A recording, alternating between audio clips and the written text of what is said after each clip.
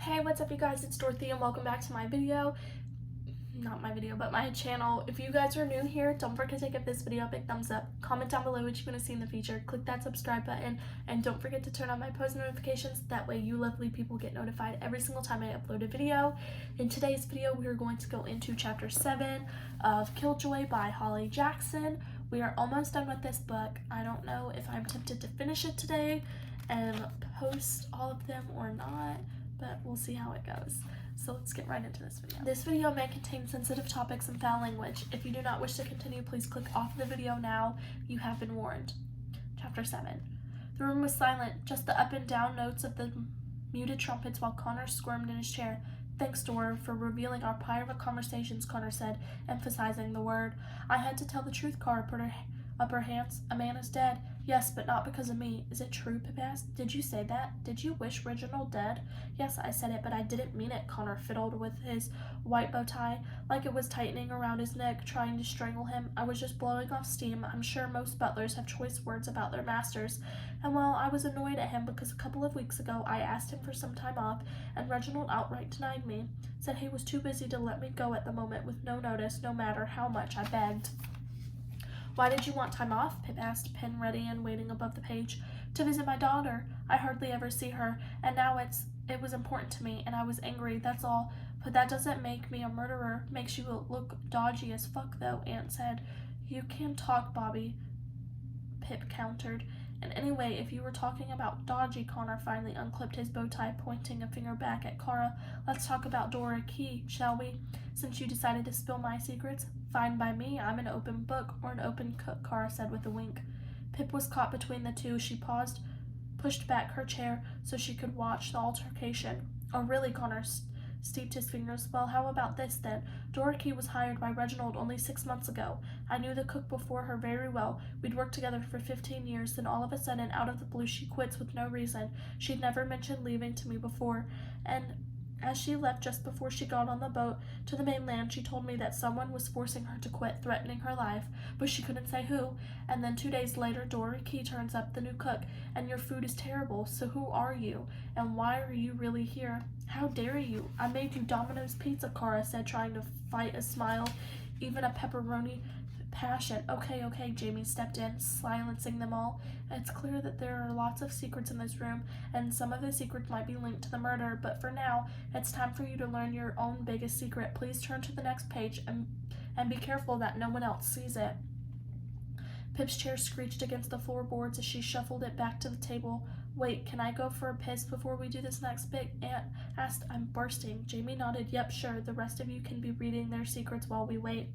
Pip's heart dragged its way up to her throat as she snatched up her booklet. What was her biggest secret? What exactly was Celia Bourne hiding? She turned the page. Your secret. You are not who you say you are, Celia Bourne. You've been lying this entire time. You are not a governess. You are a spy, working for His Majesty's Secret Service. A few weeks ago, you were approached by a handler and offered a handsome sum of a permanent future position if you investigated your uncle Reginald Remy. The government suspected that he was connected to communists and may be involved in seditions activity. They think he might have recently paid a lot of money to a minor and known communist agitator Harris Pick. Your mission was to find the evidence of the money transfer. It was you who broke into the safe after leaving the library and before Reginald returned to his study at 5:15 p.m. You stole Reginald's checkbook from the safe. There was nothing else in there, certainly not the new will. When Ralph overheard you on the phone, you were speaking in code to your handler. You must keep this secret. If anyone finds out it was you who broke into the safe, you must lie about your reasons. Tell them that you were simply looking for an old photograph of your mother and you believed your uncle kept it in his safe. You only took the checkbook because you wanted to see how much Reginald was paying other family members, as you have always felt bitter about this. Pip put her booklet face down, refusing to glance up in case anyone was watching her, and somehow read the secrets across her face, stole it from her head out through her eyes. Stupid, she knew, but still she didn't look. A spy? She'd sensed her secret was pretty big, but a government spy? That changed everything, and during the phone conversation with her handler, Ralph had overheard her saying the word terminate. What if she'd been given orders to take Reginald Remy out if she found evidence of his treason? What if she was the murderer? Could she have done it? Did Celia Bourne have it in her?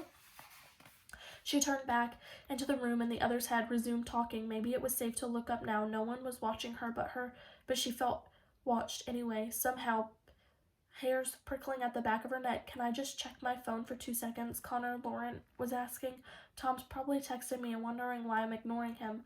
No, Carr answered instead. He knows you're at a murder mystery party. You can go a few hours without contacting your boyfriend. You'll live, I'm sure. I mean, unless you murdered Reginald Remy, in which case then you'll probably hang you. Okay, has everyone read their secrets? Jamie said. Oh wait, Aunt's not back yet.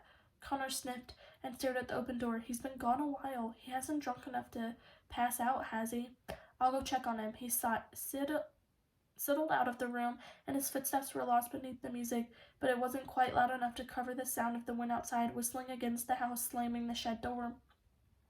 Pip turned to the windows, but it was completely black out there. Now, all she could see was their own reflection, Cora making bunny ears over Pip's head, and then the dancing flames of the candles. She locked eyes with the mirror image, Pip trapped in the darkness of outside until she saw Connor's reflection return. I can't find Aunt, he said. I checked the downstairs and upstairs toilets. He's not here. He's gone. What? Pip said. Well, he must be somewhere. He's not. I've checked everywhere. Everywhere? Well, no, not every room. Jamie pushed up to his feet, taking charge. Come on, Con, he said. Let's go look again. The brothers left the dining room and Jamie's voice sailed through the house. Aunt, where have you gone, you little shit? Cara turned to Pip. What's going on? She asked, abandoning her Dora voice. I don't know.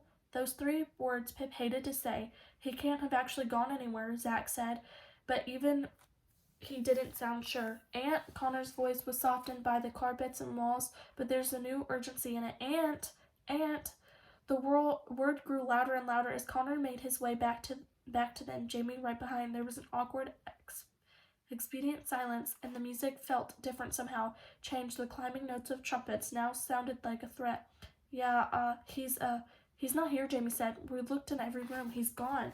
Lauren fiddled nervously with her beaded necklace. How is he gone? Pip stood up. She wasn't going anywhere, but sitting didn't feel right anymore. In the corner of her eye, she saw a dark mirror image get to her feet, to side glancing back at her. No wonder she felt watched. How could he have left?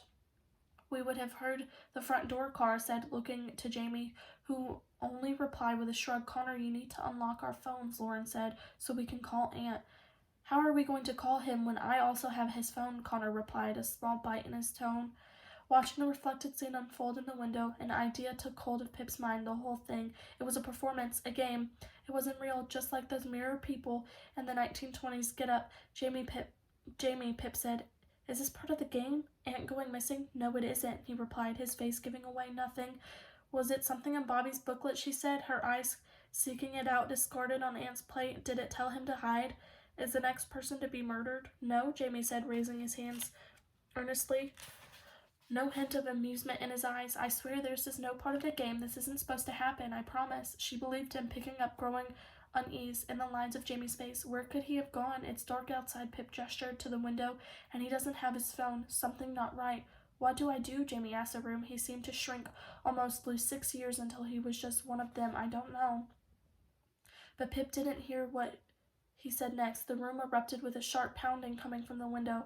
There was someone out there, someone unseen, knocking on the window again and again, faster and faster, so hard that the pane seemed to shake in its frame. Oh my God, Lauren screamed, scribbling back to the far wall, her chair clattering to the floor. Pip couldn't see anything. It was too dark out there and too bright in here. All she saw were their own reflections in their fear-widened eyes.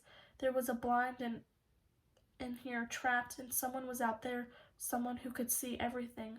Pip watched Cara's reflection, grabbing for her hand before she felt it. The knocking picked up louder and faster, and Pip's heart beat harder and harder to match it, trying to escape her chest. Too fast. Maybe there was more than someone out there. And just as sudden, the knocking cut out. The glass stopped shaking, but Pip could feel it still, as though the knocking was inside her now, hiding at the base of her throat. What? Connor started to say, his voice shaking at the edges.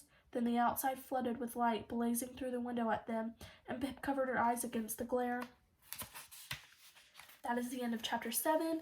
I will see you guys for the next video. Bye!